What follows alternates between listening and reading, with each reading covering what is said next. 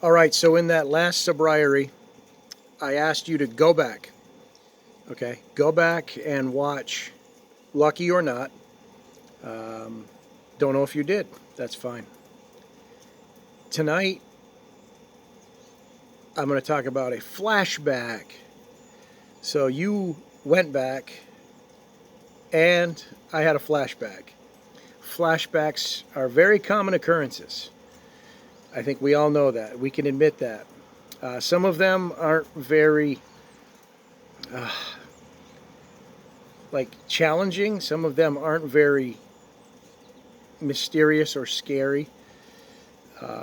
Others can really set you back, and it can occupy your mind for a long time. You know, it's like, ooh, why did that just come up? Um, and you hem and you haw, and you're wondering, what the heck? How did I get to thinking about that? What happened? And I'll tell you what, flashbacks generally are awful, and you don't want to go back to that part. You don't want to replay that, okay? And it's very difficult to leave that moment again, you know? So if you got it all going well, and a flashback occurs, it's very unsettling. And boy, do we ever do our best to, move on and get to the next thought, get to the next spot, and just make sure something else occupies our mind. Um, so you have to, like, in scripture, it would be transform your mind. Okay, get out of that thought. Um, and so here's my flashback. I am driving down a road, and it's in a village, so the speeds were slow, 30 miles an hour. Plenty of time to notice, things that are going on this way or that way. And I saw a man who was outside of his car. It was a stopped car. It was in a parking space.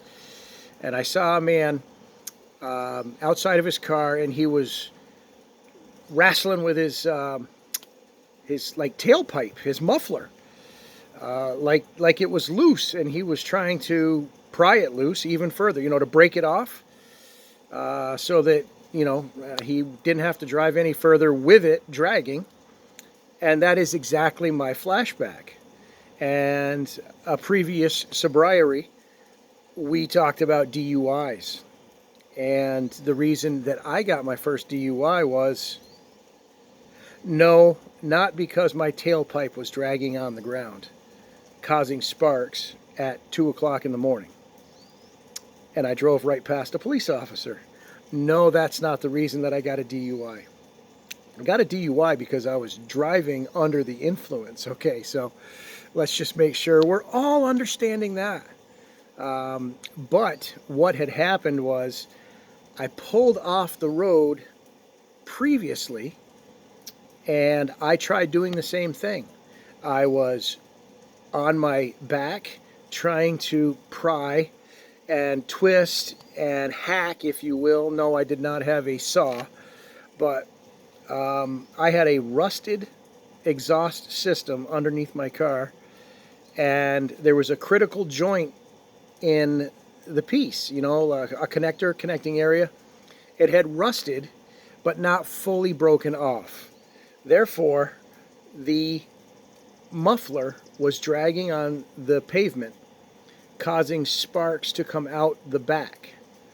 And I could see them in my side view mirror. And obviously, I was without real good calculations and decision making. I continued driving because I couldn't break it free. And if I broke it free, I was probably just going to put it in the trunk. I don't know. For what I know, yeah, I might have just thrown it off to the side of the parking lot where I was. I can't even go there because that's not what happened.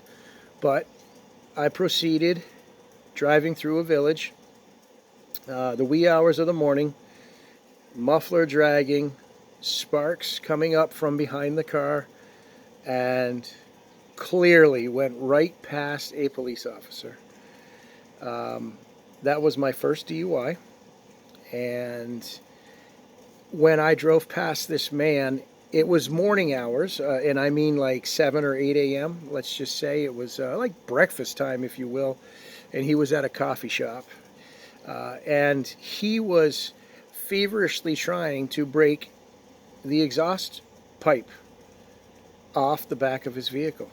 And yeah, that's the flashback. When you see somebody else going through the exact same thing that I tried, um, and I did my best to get it out of my head. I could remember most of the details, everything like that. I remember the name of the arresting officer. I remember exactly. I mean, I still drive through this town, and I still think about the spot that I was pulled over. The place that I pulled into isn't even in business anymore, and the building has been raised, and so that's not like really a flashback, but when maybe 3 or 4 months ago I ran into who is a now retired police officer, but here in my area, I ran into him at a grocery store. I clearly know who he is. I've seen him before. We've talked about it. I've told him, you are the guy that got me, and I'll never forget it. And I'm not worked up about all things like that. So, no, I'm not worked up about seeing this guy. It's not a trigger. I believe it was 1993 when I got my first one. So we're going on 30 years ago. But, he's retired. I've seen him around. I had an opportunity to get to know him a little bit because of a job that I had and a job that he had, which was out of the the police force, this and that, so anyway, when I saw him, we stopped, we chatted, and again, I reminded him. I said, I'll never be able to forget you because my DUI one was with him, and that's my flashback. And I'm wondering what you think about flashbacks. I really do. I believe that flashbacks must happen daily for all of us, even if you are 20, 25, 30 years, something clicks you back to an experience, okay? I'm not speaking for you, and I'm not thinking that I can, but I'm curious what it's like having flashbacks no matter how long your sobriety has been. Like, is another flashback when maybe you stand near somebody, maybe accidentally, and they've had a couple of drinks, a couple of beers, whatever, and you can smell it. You can smell it on somebody else. That's not much of a flashback for me because I think that happens so much, so often. That you observe somebody, that you smell it, it's near you, what have you. But not too often do you see somebody who has pulled into a parking lot and is trying to kick the tailpipe off of their car. So there we go. That's flashbacks. So click like. I don't care if you liked it or not. Just click like right now. Do it. Do it. And, comment. I like to read those now. And share it forward. Yeah, I like that too, I guess. And subscribe if you would like to get notification of when I upload these sobrieries. I'm on Twitter at the Sobriety, and Twitter is a lot of fun because, wow, there's a lot of people who are on their first couple of days. There's people that are 6 months, 9 months. They're getting excited, approaching a year. There's people with 20, 25, 30, you name it. There's every level of experience, struggle, happiness, excitement, joy, support.